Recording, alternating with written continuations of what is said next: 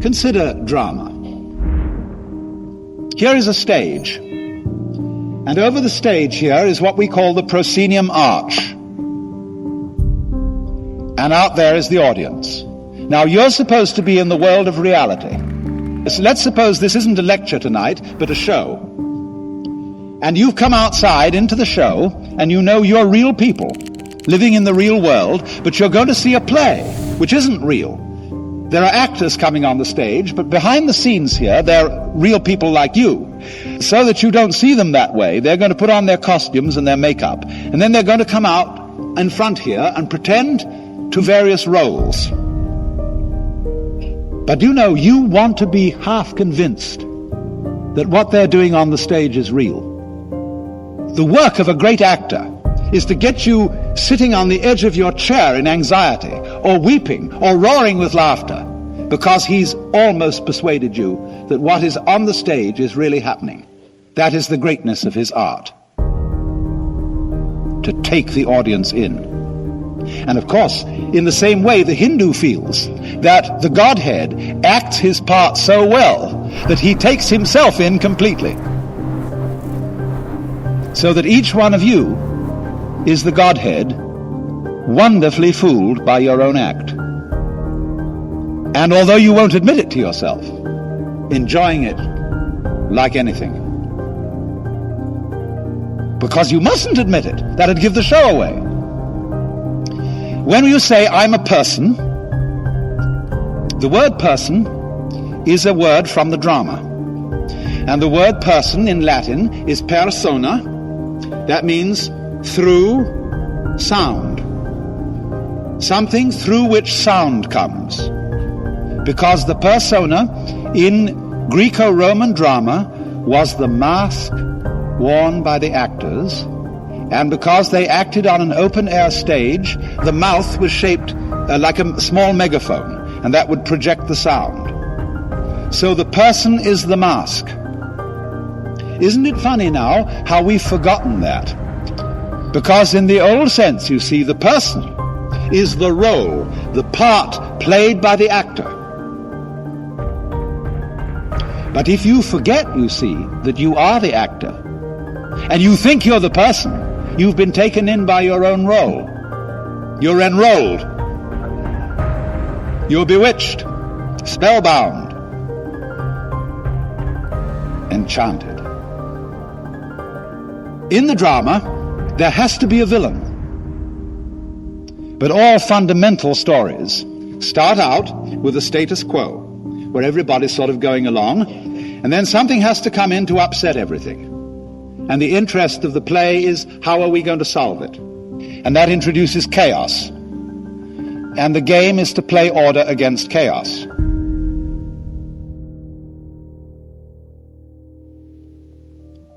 So in the drama, somebody has to be the villain and play the dark side. And then the hero plays against him. There are different arrangements then between the hero and the villain. But in all cases, when the curtain goes down at the end of the drama, the hero and the villain step out hand in hand, and the audience applaud both. Because they know that the hero role and the villain role are only masks. And so you see behind the stage, too, there is the green room, where after the play is over and before it begins, the masks are taken off. And so the Hindus feel that behind the scene, that is to say, in reality, under the surface, you are all the actor,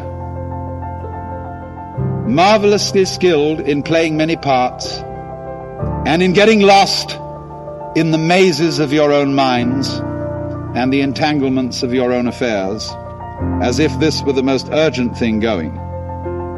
But behind the scenes, in the green room, you might say in the very back of your mind and the very depths of your soul, you always have a very tiny sneaking suspicion that you might not be the you that you think you are. The Germans call it a Hintergedanke, a thought way, way back in your head that you will hardly admit to yourself. Now, you will see that this involves two quite different ways of dealing with the fundamental question. Two fundamental questions. One, what is man? That is, who are you? And in the Hebrew Christian answer, we more or less say, well, I'm me. I'm Alan Watts. And I firmly believe I am. On the other hand, the Hindu will say that the real self, which he calls Atman, A-T-M-A-N, is what there is, the root and ground of the universe and of reality. Now, this makes people brought up in the West extremely uneasy, because it seems to undercut the foundations of moral behavior.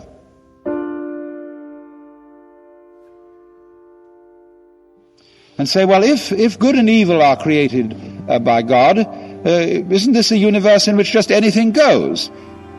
Well, think it through.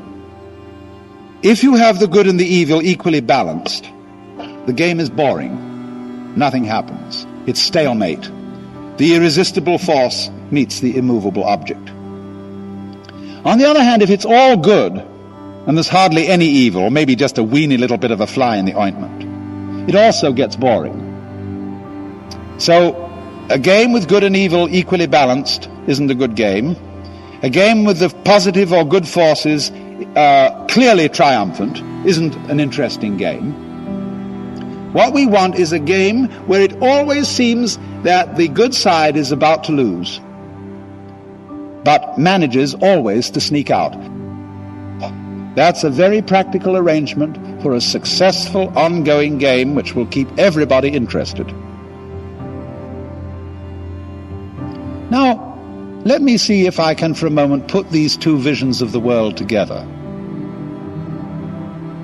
It seems that if you believe the Christian, Hebrew, Islamic view, that you can't admit the Hindu view. Because if you're a Christian, the one thing you cannot believe, you can't believe that you are God. And so that excludes Hinduism, apparently. Now then, let's play this game once again. If Christianity is true, can Hinduism be true? The answer is no, for the reason that we've seen. The Christians will say Jesus of Nazareth was God, but you aren't. I'm not. Now then, if Hinduism is true, can Christianity be true? The answer is yes, because it can include it. But how? What would be the attitude of a Hindu to a very sincere and convinced Christian? He would say, bravo,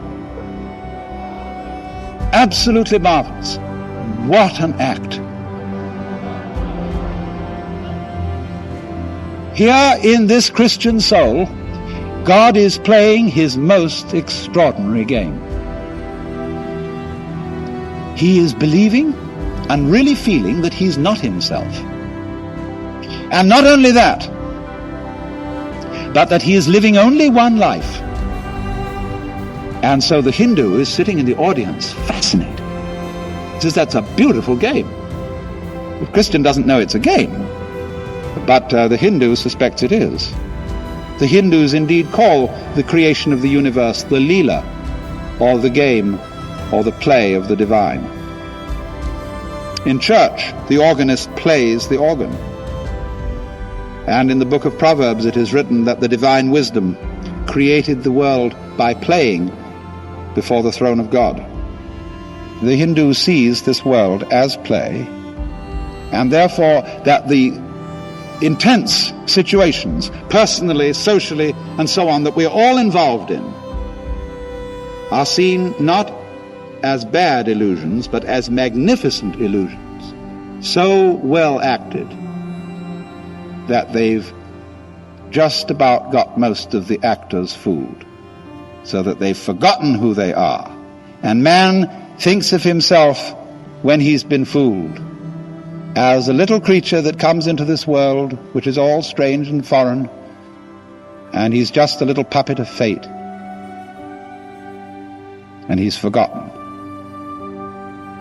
that The whole thing has at its root the self, which is also yourself.